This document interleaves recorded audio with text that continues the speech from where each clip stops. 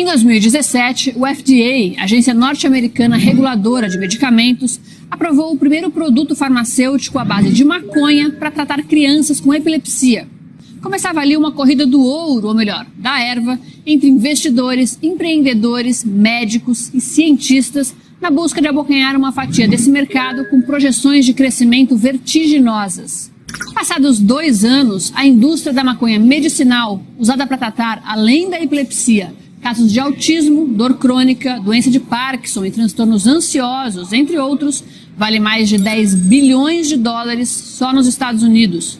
Por lá, 210 mil pessoas já estão empregadas apenas na manipulação das plantas. Aqui no Brasil, na semana passada, a Anvisa, Agência Nacional de Vigilância Sanitária, regulamentou a venda de produtos à base de cannabis para o uso medicinal. Eles poderão ser vendidos em farmácias mediante prescrição médica a partir do começo de 2020.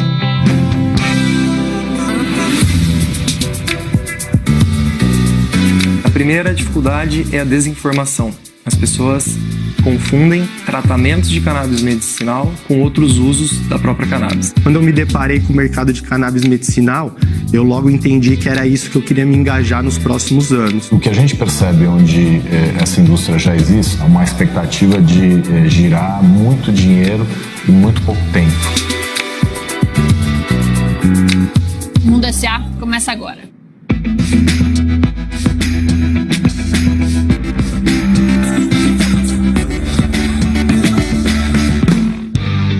A cannabis sativa produz mais de 80 tipos de canabinoides, suas substâncias ativas. Entre elas, as que têm propriedades medicinais mais conhecidas são o CBD e o THC.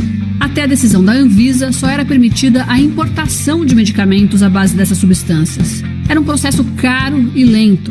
Quase 3 meses de espera, em média, a um custo de R$ 1.200 por mês. Mesmo assim, nos últimos 4 anos, mais de 7.700 pacientes tiveram pedidos para a importação excepcional de óleos e extratos à base de canabidiol para uso medicinal autorizados pela Anvisa. No SUS, o número de ações judiciais obrigando que o Estado de São Paulo forneça remédios e produtos derivados de cannabis passou de 8 em 2015 para 148 no primeiro semestre de 2019. Classes médica vai ter acesso, vai poder receitar, o doente vai poder comprar, né? E a Anvisa vai poder fiscalizar com mais precisão, com mais técnica, com mais ciência. Como o cultivo da planta segue ilegal, os fabricantes que optarem por importar o substrato da cannabis para a fabricação de produtos medicinais deverão comprar matéria-prima estrangeira semi-elaborada, e não a planta nem parte dela. A regulamentação é temporária e deve ser revista em 3 anos. As empresas estão de olho nos números. A projeção global é que este mercado chegue a mais de 66 bilhões de dólares até o final de 2025. No Diálogo S.A. de hoje, uma médica, um advogado e um consumidor de medicamentos à base de maconha nos ajudam a começar a explicar as principais questões ligadas ao consumo desses produtos. Na nossa mesa, a médica Carolina Nossetti, membro da Associação Internacional para Cannabis Medicinal e fundadora da Intercan, Academia Internacional de Cannabis, hub de educação com a missão de divulgar conhecimento científico ligado ao potencial terapêutico da cannabis. Cristiano Ávila Marona, advogado e membro do Núcleo de Estudos Interdisciplinares sobre Psicoativos, e Gilberto Castro, que sofre de esclerose múltipla e tem autorização para manter cultivo próprio. Carolina, vamos começar explicando tanto o THC quanto o CBD estão na cannabis medicinal. Os dois são. As plantas têm diferentes proporções desses 2 canabinoides e dos outros canabinoides também. E tem alguns usos mais direcionados, por exemplo, óleos ricos em CBD são mais utilizados, por exemplo, para epilepsia, mas não quer dizer que óleos ricos em THC não possam ter um benefício também. Cristiano, a gente sabe que existem inúmeros estudos já feitos em roedores com cannabis e pouquíssimos estudos definitivos feitos em humanos. O que impede ou retarda que esses estudos sejam feitos, mesmo em países onde a cannabis já é legalizada? O fato de se tratar de uma droga proibida, de acordo com as convenções internacionais, torna qualquer pesquisa mais difícil. Mas me parece que em outros países há remédios que já foram registrados e que passaram por todo esse percurso de testes clínicos, inclusive com humanos. Mas mesmo lá fora, essas pesquisas ainda são muito incipientes, né, em humanos. Sim, mas em países como os Estados Unidos e Canadá, onde a legislação já vem avançando, já há notícias de que essas pesquisas avançam, recursos financeiros também já estão disponíveis para esse tipo de iniciativa, né? Parece que nesses países o estudo da cannabis é visto como algo estratégico em termos de futuro. De negócio, principalmente, né? Gilberto, você usa cannabis há algum tempo para tratar de esclerose múltipla. Isso. Que benefícios que você teve depois que você começou a usar? Bom, eu substituí todos os remédios, né, para as dores da esclerose múltipla a princípio. Né? Assim, o benefício nesse momento já foram demais, porque os efeitos colaterais são mínimos da cannabis, né? E dos remédios são muito pesados, né? Quais eram? E sono, você fica meio bobo, você fica com tontura. Eu voltei a viver, na verdade, né? Dificilmente saía de casa, né? Eu tinha intolerância ao calor, né? Acima de 26 graus eu já não conseguia nem falar, nem conversar direito, né? E o acompanhamento médico, como ele é feito? É aqui no Brasil? Sim, tem vários médicos, todos eles sabem dessa minha substituição. Cristiano, isso tudo é legal? Na prática, os médicos estão prescrevendo cannabis, né? E mesmo o Conselho Federal de Medicina lançou agora uma publicação chamada A Tragédia da Maconha, e apesar desse nome, é um trabalho muito bem feito de revisão bibliográfica do que há de mais moderno a respeito do tema. E nesse trabalho, que é uma publicação oficial do CFM, há o reconhecimento de que já existe evidência científica suficiente para afirmar o uso da cannabis para o combate à dor crônica, por exemplo.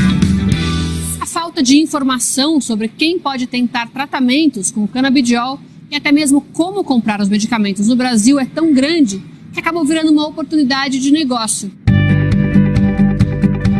A Mel é uma das pessoas que estão na lista de beneficiados pela nova regulamentação. Ela foi diagnosticada com tremor essencial ainda adolescente e passou mais de 20 anos sem se adequar aos tratamentos tradicionais. Ela conseguiu autorização para se tratar com canabidiol em 2018. Passou a importar o produto em janeiro de 2019.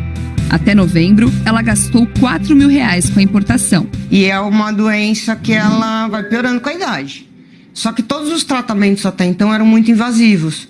Você tinha beta-bloqueador, depois surgiu uma espécie de injeção de botox no pescoço, tinha tratamento cirúrgico, mas assim, tudo muito, muito pesado. Na sua rotina, quais coisas você voltou a fazer que você já não fazia mais? Assinatura, o principal, era o que mais me incomodava, assinatura de documento. Uma vez eu fui no hospital, minha tia estava hospitalizada, eu saí de lá morrendo de sede, porque só tinha copinho de plástico. E eu sabia que se eu pegasse aquele copinho de plástico e colocasse na boca, eu não ia conseguir trazer o copinho aqui. Mel vai continuar com o processo de importação até que os preços dos produtos que serão vendidos no Brasil sejam mais atraentes do que os importados. Se a pessoa quiser continuar a importar o produto, deve seguir os mesmos passos que eram usados antes da decisão da Anvisa.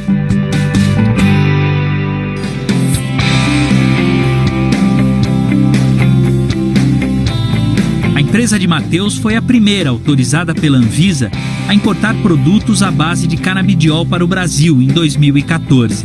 Ela é subsidiária no Brasil da primeira produtora de medicamentos à base de cannabis medicinal a abrir capital nos Estados Unidos. Mas até seus produtos chegarem aqui, o caminho é longo. Toda a plantação de cânhamo acontece no leste europeu. Todas essas flores e folhas vão para os Estados Unidos, passa por todo um trabalho laboratorial para garantir a composição, a qualidade, a não contaminação, seja ela por qual motivo, até chegar aqui no Brasil para o paciente. Os produtos são à base de cânhamo, variedade da cannabis sativa com baixíssimo índice de THC, comumente usada para a produção de alimentos, suplementos nutricionais, cosméticos e medicamentos.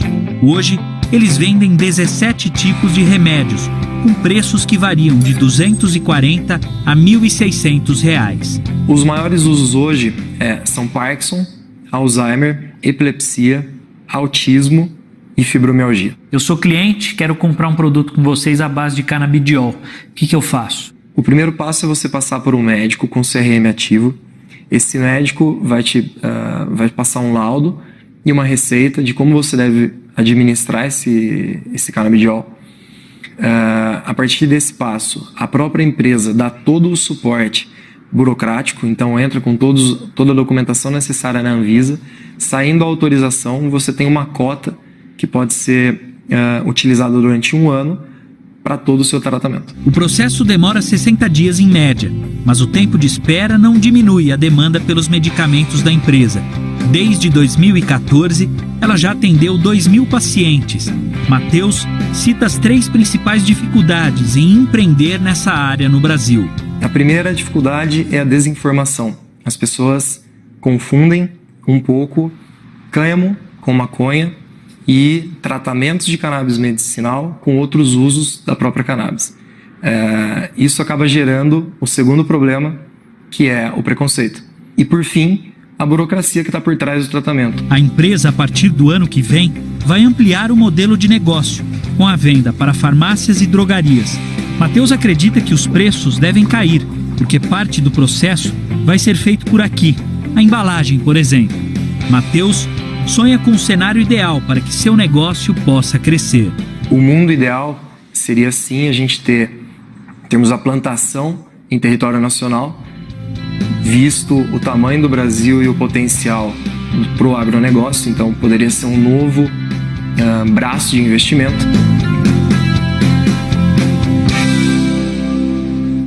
O plantio da cannabis foi rejeitado pelos diretores da Anvisa, mas é uma discussão que ainda permanece na pauta. Mesmo com esta decisão, a Justiça Federal do Distrito Federal, em liminar, autorizou uma empresa paulista a importar as sementes, folhas e fibras de cânhamo industrial e também a plantar e comercializar produtos em larga escala. Tanto a União quanto a Anvisa têm 15 dias para se manifestar em relação à liminar. A gente já tinha a intenção de cultivar. É importante também salientar que a gente está com a autorização de cultivo de cânhamo, que é a planta que tem menos de 0,3% de THC. Então ela não tem qualquer efeito psicoativo, qualquer efeito alucinógeno. A empresa trabalha há 60 anos com produção de alimentos e flores. São mais de 1.200 funcionários distribuídos em fazendas em São Paulo e Minas Gerais. Há 3 anos viram no plantio da maconha um mercado promissor. Nós temos o know-how e temos isso muito forte dentro de nós. E acho que o cânhamo, ele é mais uma produção que nós temos que fazer. A gente acredita muito no potencial de produção do Brasil. Essa expertise a gente tem e a gente quer aproveitar isso para o cultivo do cânhamo. A gente vai colocar uma planta de extração, extrair os insumos então do cânhamo, vai fazer a comercialização direto para a indústria farmacêutica, também para a indústria alimentícia, a indústria têxtil, que usam os insumos do cânhamo. A empresa não revela o impacto que o cânhamo terá no faturamento, mas diz que a expectativa é que a produção permita que o produto final fique mais barato. Os pacientes que dependem da substância no tratamento dessas doenças, eles têm um custo muito alto mensal e a gente acredita bastante que isso vai reduzir o custo e vai facilitar o acesso para quem precisa. A gente precisa agora entrar com o pedido de importação das sementes junto ao MAPA. A gente acredita que mais ou menos em fevereiro a gente começa a produção. Quando um novo mercado surge, nascem também as startups interessadas em inovar e faturar com a oportunidade. É o que está acontecendo aqui no Brasil com a perspectiva de regulamentação da cannabis medicinal.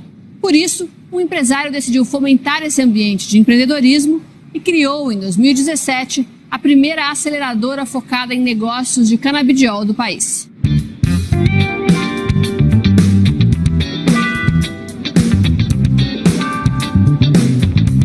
Quando eu me deparei com o mercado de cannabis medicinal, eu logo entendi que era isso que eu queria me engajar nos próximos anos. Agora, vocês têm 3 frentes de trabalho. Quais são essas frentes? O modelo de desenvolvimento de negócios próprios é fazer um diagnóstico constante do mercado global de cannabis, entender as principais dores, os principais gaps e desenvolver projetos para atender essas demandas. A aceleração de startups é identificar projetos potenciais, investir capital intelectual e ajudar esses empreendedores a ganharem espaço no mercado de cannabis medicinal. E a consultoria corporativa é auxiliar empresas a entenderem a dinâmica do mercado, que é um mercado bem complexo, para que eles possam explorar isso. E atualmente o faturamento de vocês vem daí, vem dessas consultorias? Exatamente. A parte de aceleração e desenvolvimento de negócios são investimentos e a parte de monetização vem através das consultorias corporativas. Do ponto de vista de captação de investimentos, é mais complicado conseguir por se tratar de canabidiol? Essa parte é um grande desafio também, isso é muito cultural. Aqui no Brasil ainda os investidores estão entendendo esse mercado, mas quando eles entendem o que está acontecendo a nível global, principalmente Canadá, Estados Unidos, Europa, Austrália e por aí vai, eles começam a entender que eles também não podem ficar fora desse movimento. No fim de 2018, o Ministério da Ciência, Tecnologia, Inovações e Comunicações mapeou 57 aceleradoras em operação no Brasil. A empresa do Marcel é a primeira voltada para negócios de produtos e serviços ligados ao canabidiol. Você ser nichado para o setor te dá uma vantagem competitiva de você dar subsídios suficientes para as empresas, para as startups entenderem o que pode acontecer, quais são as prospecções futuras. Os benefícios da cannabis medicinal ainda estão sendo estudados. Vocês têm algum temor de que daqui a um tempo veja que não é isso, que esses benefícios não são bem assim e hoje está empreendendo nesse assunto? Eu não tenho dúvida do valor terapêutico da cannabis medicinal exatamente pelos relatos que você vê dos pacientes, das famílias dos pacientes para diversas enfermidades. Com a regulamentação em diversos países, as empresas estão investindo bilhões e bilhões de dólares nessas pesquisas e cada vez mais esse respaldo científico vai vir à tona.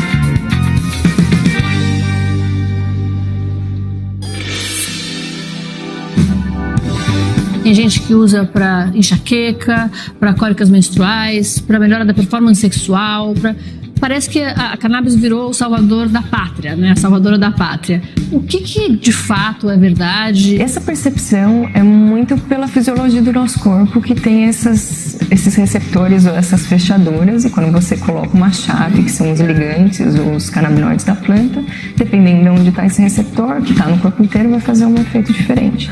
Hoje, assim, a maioria das prescrições da Anvisa, são de diferentes indicações, por exemplo, epilepsia refratária, autismo, que não existe remédio na farmácia para autismo nenhum. Então, é uma ferramenta muito poderosa para os psiquiatras que não tinham, dor crônica também, doença de Parkinson, doença de Alzheimer. Hoje, em função disso, já há quase 50 pessoas que têm autorização judicial para importar sementes e plantar cannabis para o seu próprio produção do próprio remédio, né? Gilberto é um desses casos. Exato, Gilberto é um deles, é um dos únicos que tem autorização para importar, né, a semente também. Quando a gente fala de mercado da cannabis, a gente pensa em inúmeras possibilidades de empresas, de serviços e produtos que podem surgir a partir disso. Hoje no Brasil, a maioria das empresas e entidades, elas focam no que pode, que é o acesso. Então, tanto na parte de educação, o marketing. Há uma infinidade de aplicações e o que a gente percebe onde essa indústria já existe, fundos de investimentos sendo criados, uma expectativa de girar muito dinheiro em muito pouco tempo. O Brasil tem se posicionado no sentido de apenas permitir a importação. A gente está dando dinheiro para fora, né? Se a gente considerar as maiores indicações hoje, só casos refratários, são 10 milhões de pacientes. Se você pegar uma pequena parte, está na casa dos bilhões, tá? Pelo menos 7 bilhões. O Mundo SA de hoje fica por aqui. A gente volta na próxima semana com mais um mercado que virou tendência. Até lá!